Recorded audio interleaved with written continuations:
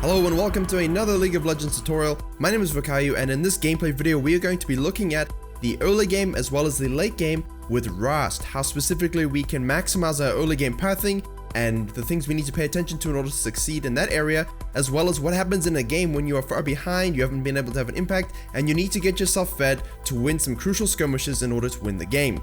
Now, after the last teamfight videos have done so well, I put up a community post asking if people would like to see full gameplay commentaries without the necessary breakdown and effects, and simply to put these weekly in between the more in-depth tutorials. The poll was extremely close, but it seems most people would like to see a breakdown as long as it doesn't interfere with our regular schedule. And so I'd like to try and force myself to make Mondays Gameplay Monday, if you will, and upload some kind of gameplay commentary, whether it's a breakdown, full gameplay, or something like this one. And so before I finish designing the layout and developing a routine in order to make those full gameplay commentaries for Mondays, I thought we could do a little bit of a breakdown. But with the informal nature of a full commentary, I will let you guys know exactly what I'm looking for and what I was thinking at certain stages of the game, including through mistakes and good plays and things like that. We will have 2 games to go through, so we'll start off with the early game one. So from the get-go, I basically commit crime number 1. I have no idea what my early game plan is. I sort of just said, I feel like playing like Kayn on this account, I'm gonna go do it. And so I'm dancing around the red buff, I take it from my leash, and you can see by my body language, I really had no idea where I was gonna go, so I took E and decided to loop around the raptors and just do those. I didn't want to waste time. If you're unsure of what you're doing, don't waffle, at least make a decision and commit to it. And from there I go straight up and I want to ward and take that topside scuttle crab.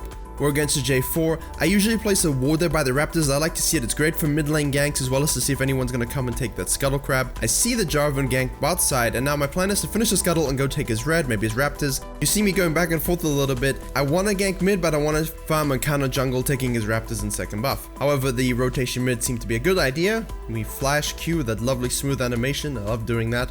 And we pick up a kill. I push the wave out. Now Jarvan knows that his red buff and raptors are still up, and he's taking the bottom side scuttle. So as I begin to move to the top side, he wards the bush, which is good. I know it's warded and I already see where he is, so there's no real concern for me. I can just fall back and take my top side camps.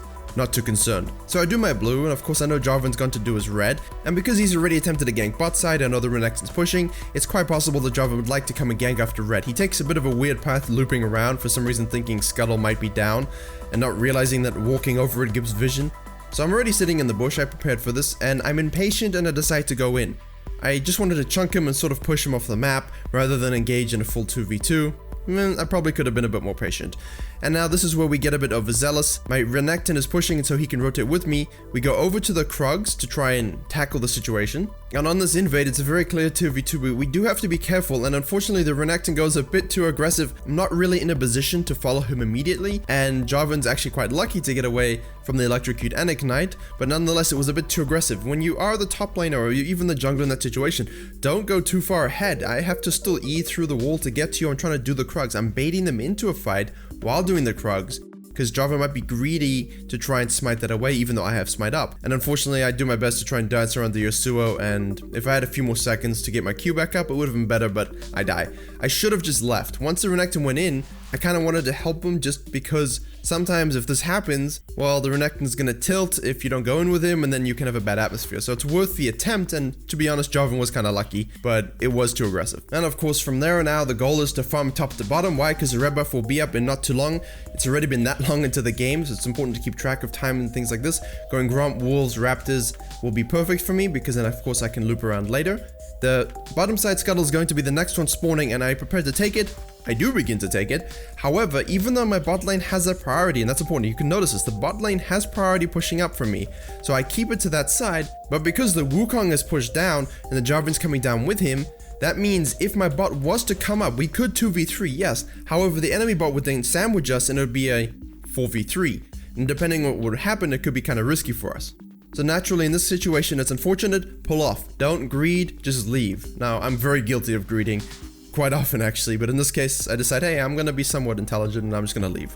I take the Krugs, and the Jarvan saw me go that direction, so he knows I'm on Krugs, and he knows my red buff's coming up because of the global marker on the map. I somewhat anticipate that he's going to try and invade my red buff, so I use my E to get over just to have a bit of vision, and to surprise him with a unique angle, and of course he's right there. I don't know what he was thinking, he has to leave. I take the red, and I kind of want to get a gank off. I ping to my bot that I'm on my way, and I hope that, of course, Jin can bait it nicely, and he does it perfectly. It's almost like he intentionally sat there and planned the Nami bubble. And then I E through the wall, I hit my combo, and I immediately hit that R button, I know that Jinx has a flash up.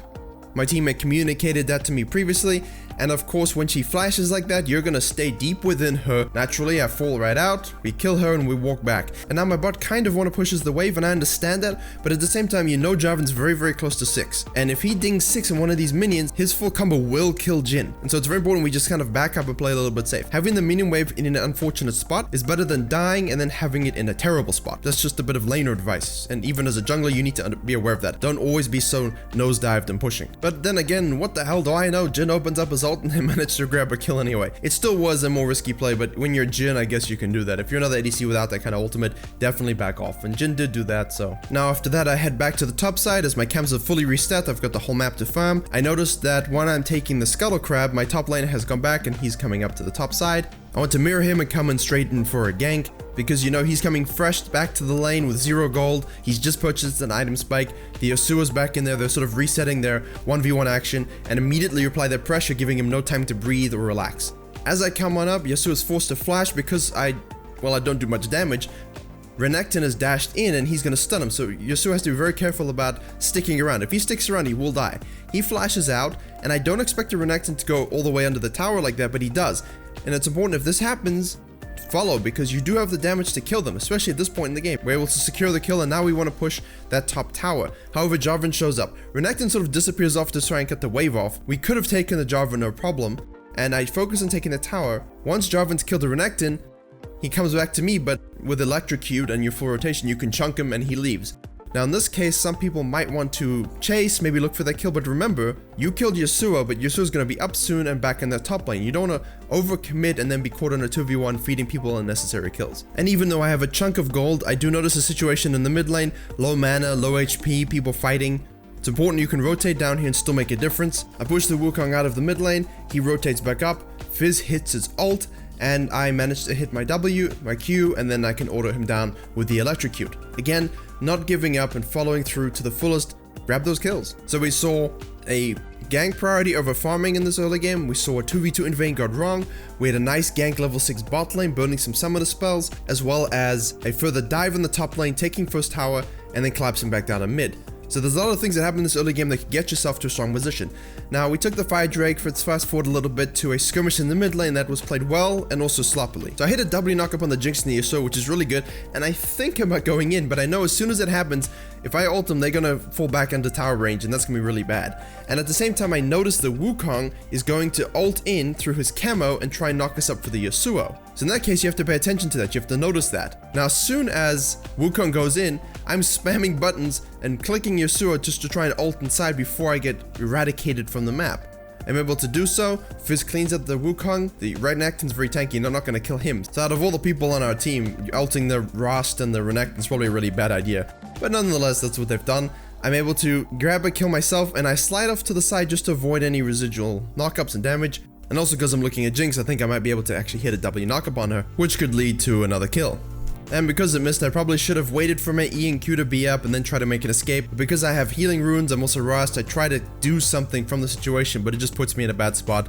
And my smooth getaway does burn Jinx's flash, which is nice. It's not really worth giving her that shutdown gold. And normally, as this will be a full commentary, we won't have to do this. But for this edition, it's a bit of a commentary breakdown hybrid. So we skip forward a bit, I've died a couple times being dumb, and now I'm looking to flank while we're sieging a tower, because even as Rhaast, blue Kayn, regular Kayn, that's a great strength of his with that E and mobility to be able to flank sides, cut people off, and his ultimate to track you down. So I secure the kill on the Yasuo, we take 2 towers, and now always focus on this. As we leave, and I'm happy my team did this, fall back through their jungle together, take all their camps. Anything that's up that would have given them gold XP after you just gained XP is something you definitely want to deny, even if your ADC takes your beloved Scuttle Crab. And basically our game is snowballed beyond the ability for them to come back, and it's a case of closing the game out. Don't overstay like I do here. I'm sort of caught a little bit in trying to help my team and wanting to leave, as well as with my heal, but I definitely do overstay, even if the Nami bubble is my downfall. It's worth noting I did go for a much more offensive build, even with my rune set. I wanted the damage, I wanted that GA early, I wanted to live as long as possible. Just a note though, past the first 10 minutes of this game, it wasn't too interesting.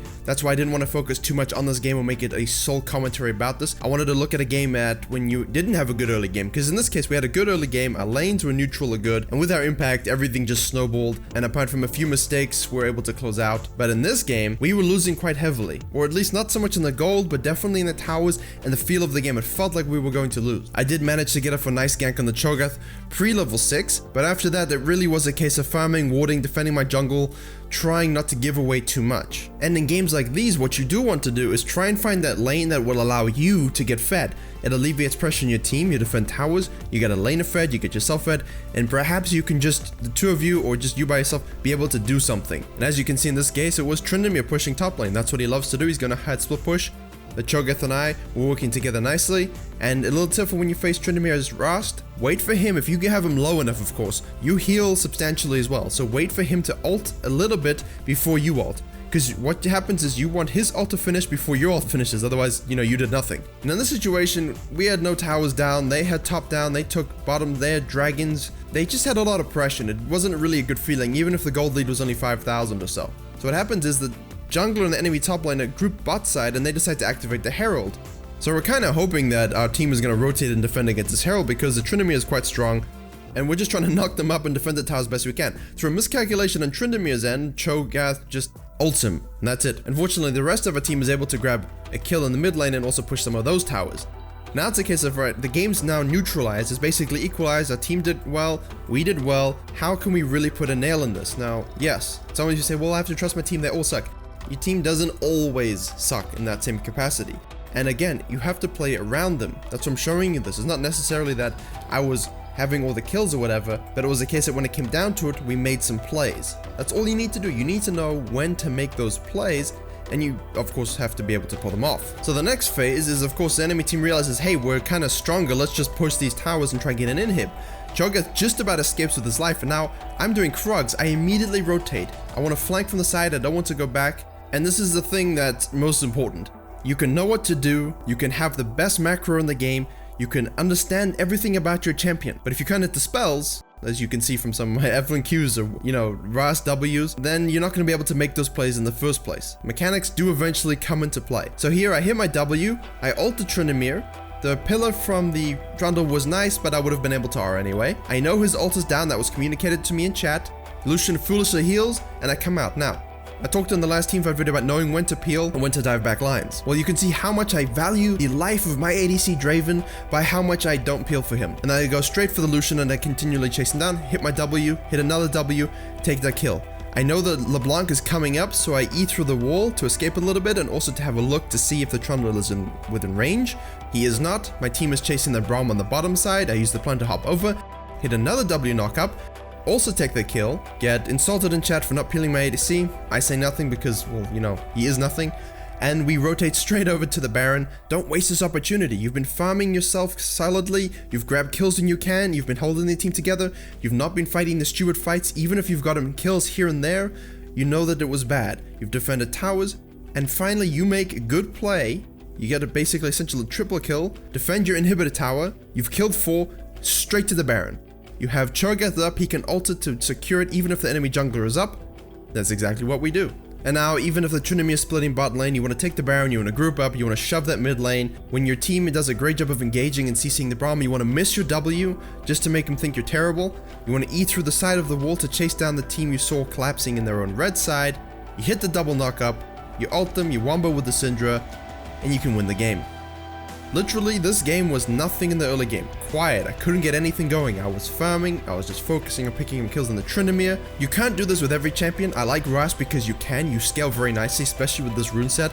You damage, you heal, you're a fighter, you can peel, you can engage, you can dive. I said that very quickly. But just make sure, as in with both these games, early game, you're looking for those ganks. Yes, you're Kayn, but you can still gank and get some kills. Look for those level 6 ganks straight up through the lane, through the walls. And when you're trying to close out games where you're behind or make an impact, make sure your team fighting is good and you're hitting your spells. Because you can live a lot longer than you think, as you can see in these videos, and you do a ton of damage. Alright, so that was a sort of breakdown commentary hybrid. In the next one, I hope to have the webcam up and talking while I'm actually playing, so you get a bit more direct idea of what I'm thinking in the moment. But this is basically a summary of all the thoughts and things that are sort of going through my mind as games like these are happening. I'm actually thinking about these things and what I need to do. Even if I miss my spells, that's a mechanical thing, I'm still thinking about what I need to actually do to win the game. I'll see you next Monday for the next commentary. The team fight video will be dropping Wednesday or Thursday for the next class of champions. thank you very much for watching. Please do subscribe, comment, and like this type of video to let me know if you want me to keep going. Feel free to join on YouTube to officially join our community. Check the video description if you want to support the channel further. Subscribe for that sweet teamfight series coming soon. And as always, I will see you all in the next tutorial.